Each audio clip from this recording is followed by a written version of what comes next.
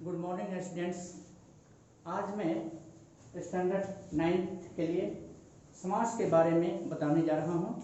Hindi first में समास, जिसको कंपाउंड कहते हैं।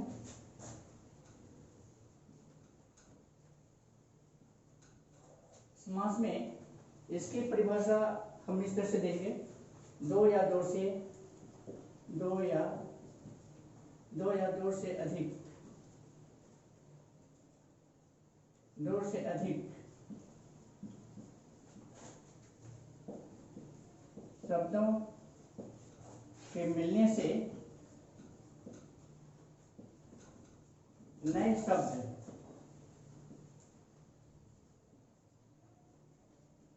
का निर्माण होता है।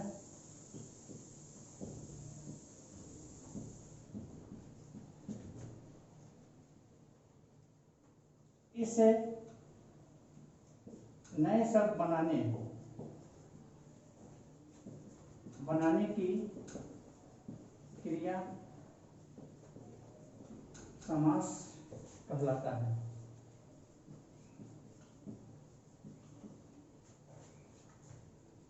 अथवा इसकी परिभाषा इस तरह से भी दे सकते हैं, अपनी अपनी विभक्तियों को छोड़कर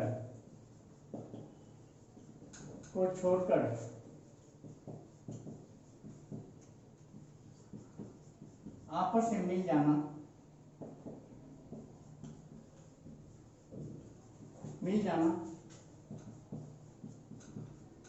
समास कहलाता है।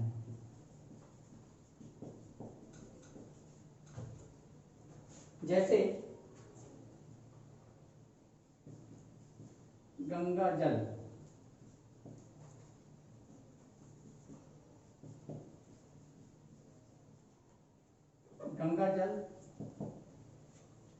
इसमें का विभक्ति हुई गंगा का जल, यानी अपनी अपनी विभक्तियों को छोड़कर आपस में मिल जाना समास कहलाता है।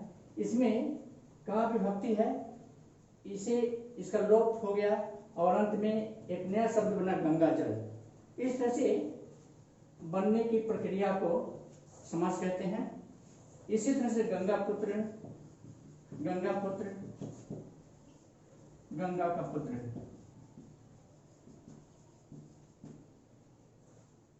इसमें दो पद होते हैं। समास में दो पदों का होना आवश्यक है। पहला पद पूर्व पद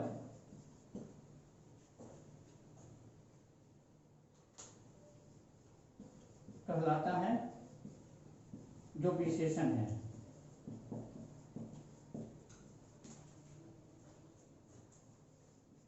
दूसरा पद उत्तर पद कहलाता है, जो विशेष है। इस तरह से इसमें गंगा का जल यानी गंगा पूर्व पद है और जल उत्तर पद है। उत्तर पद प्रधान होता है। इसमें दोनों पद महत्वपूर्ण है। दोनों शब्द के मिलने से ही कोई समास का निर्माण होता है। समास बनाने की जो क्रिया है, वो समास बनाने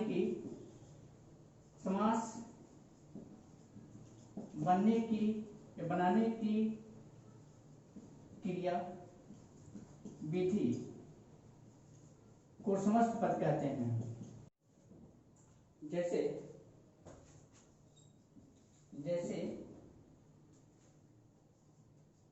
रसोई घर, ये समस्त पद है। अगर इसका विग्रह करते तो इस तरह से होगा, रसोई के लिए के लिए घर।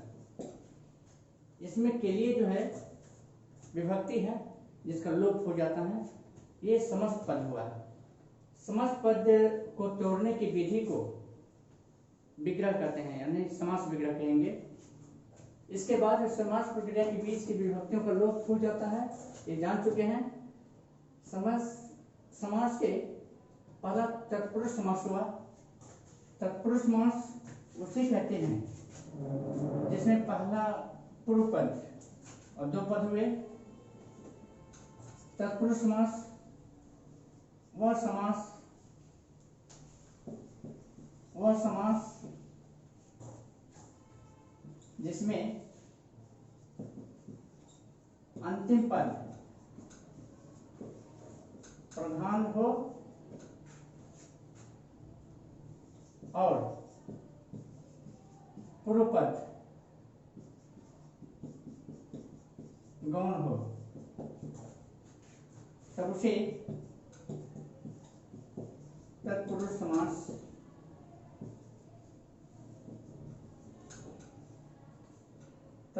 कहते हैं।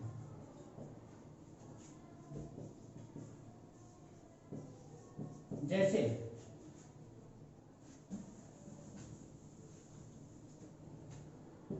पुस्तकालय,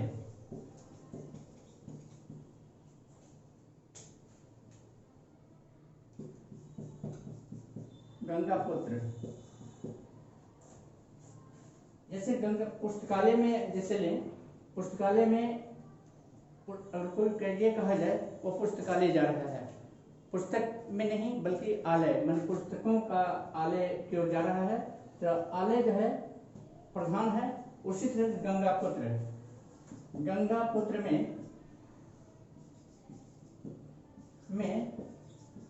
अंतिम पद पुत्र प्रधान है, लेकिन गंगा गौण शब्द है। इस तरह से जिस समासिक शब्द में अंतिम पद प्रधान हो उसे तत्पुरुष समास कहते हैं। तत्पुरुष समास के निम्न भेद हैं, उसके बारे में जानेंगे। इसके बाद इस तरह से इसकी परिभाषा हुई। जैसे एक बार फिर बताना चाहता हूं, तत्पुरुष समास के निम्न भेद हुए। जैसे कर्म तत्पुरुष समास, जहां पूर्व पद में कर्म कार्य की विभक्ति का लोप हो वह कर्म में तत्पुरुष समास होता है। जैसे समस्त पद में ग्रामगत, इसका विग्रह करते हैं ग्राम को गया हुआ, यानी को गया विभक्ति जो है लुप्त है। इसी तरह से यश को प्राप्त। इसके बाद दूसरा है कर्ण तत्पुरुष समास। कर्ण तत्पुरुष समास में जहां पूर्व पद में कर्ण कार्य की विभक्ति का लोप हो वहां कर्ण तत्पुरुष समास होता है। जैसे ईश्वर प्रदत्त, ईश्वर द्वारा प्रदत्त। उसी प्रकार तुलसी द्वारा कृत, यानी तुलसी के द्वारा की गई रचना। इसी तरह से संप्रदान तत्पुरुष समास में जहां समास के पूर्व पद में संप्रदान कारक की विभक्ति अर्थात के लिए का लोप हो वहां संप्रदान तत्पुरुष समास होता है। इस तरह से इसकी परिभाषा हुई।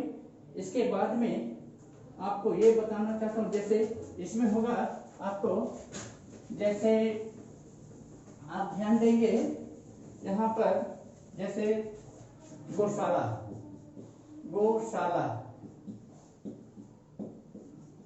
गौ के लिए शाला। उसी प्रकार पुस्तकालय, पुस्तकों के लिए शाला, आलय। ये वो आपको ये संप्रदान तत्पुरुष समास। इसके बाद में आप जानेंगे यहाँ फोर में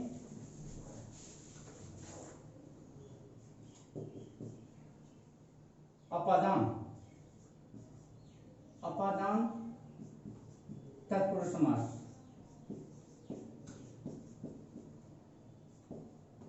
अपादान तत्पुरुष समास में जहां पूर्व पद में अपादान यानी पंचमी विभक्ति का लोप विभक्ति अर्थात से का लोप हो, तब उसे अपादान तत्पुरुष समास कहते हैं।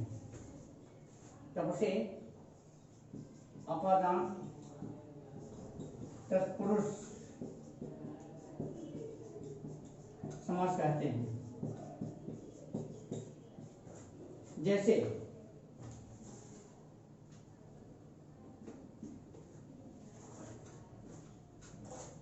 रोग मुक्त, रोग मुक्त, रोग से मुक्त, ऋण मुक्त,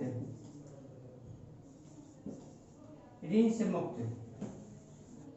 इस तरह से पद से भ्रष्ट, जन्म से अंध, जन्मान जन्म से अंध, उसी तरह से गुणों से हीन। इस तरह से तत्पुरुष समास के भेद हुए। इसके बाद पांचवा संबंध तत्पुरुष समास। तत्पुरुष संबंध तत्पुरुष समास में जहां पूर्व पद में षष्ठी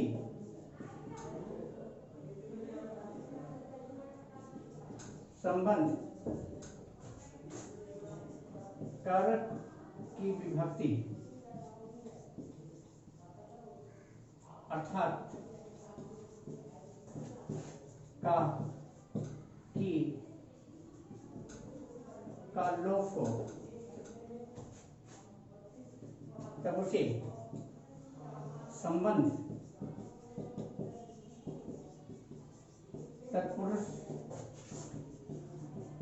समास कहते हैं।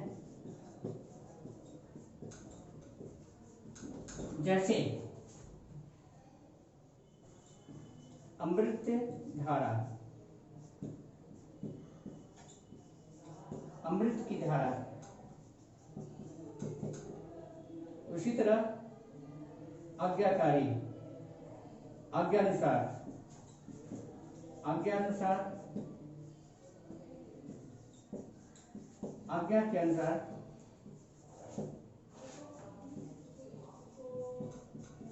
आज्ञा के अनुसार। उसी तरह से आपको देशवासी,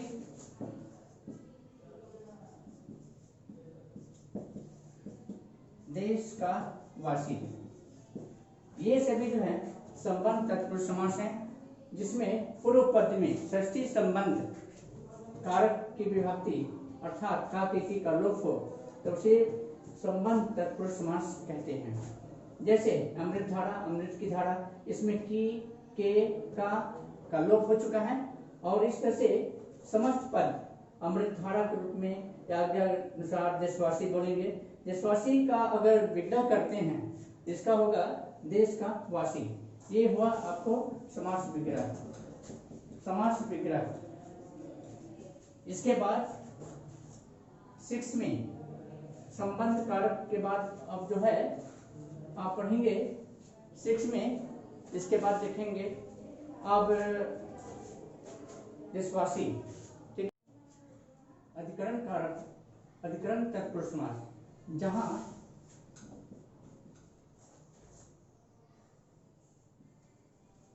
पूर्व पद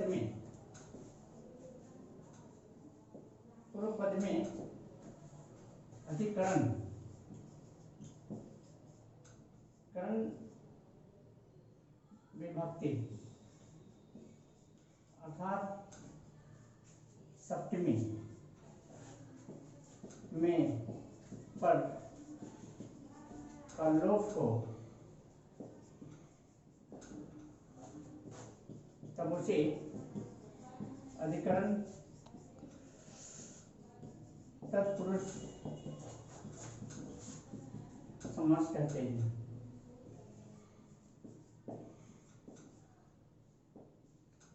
जैसे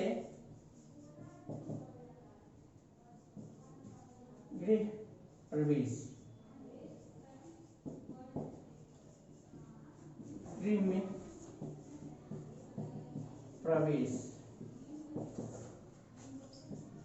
आप बीते,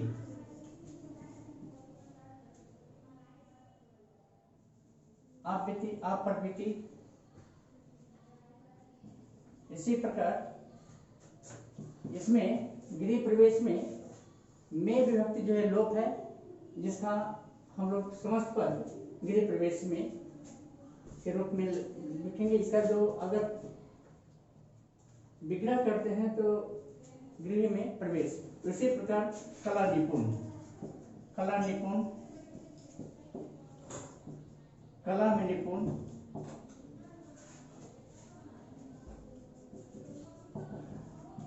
निपुण।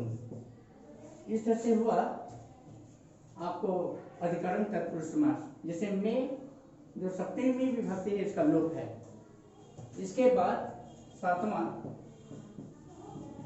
नए समास, तत्पुरुष समास।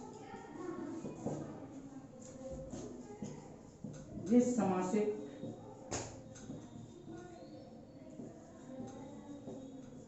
शब्द में नकारात्मक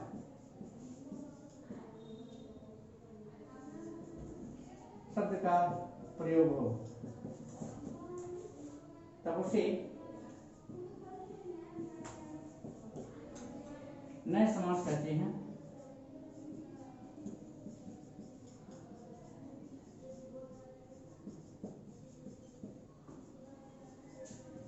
जैसे अधर्म, न धर्म,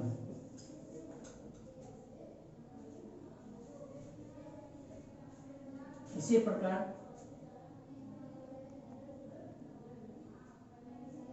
न खुश, नहीं खुश, अनपढ़, न पढ़, नहीं पढ़ा हुआ। इस तरह से नहीं का जब प्रयोग हो तो उसे नए समास कहते हैं। इस तरह से समास में और उनके भेद के बारे में आप लोग को बता दिया गया है। आप लोग लिख के लाएंगे समास किसे कहते हैं और उनकी जो भी भेद है उनकी परिभाषा लिख लाएंगे। Okay, thank you.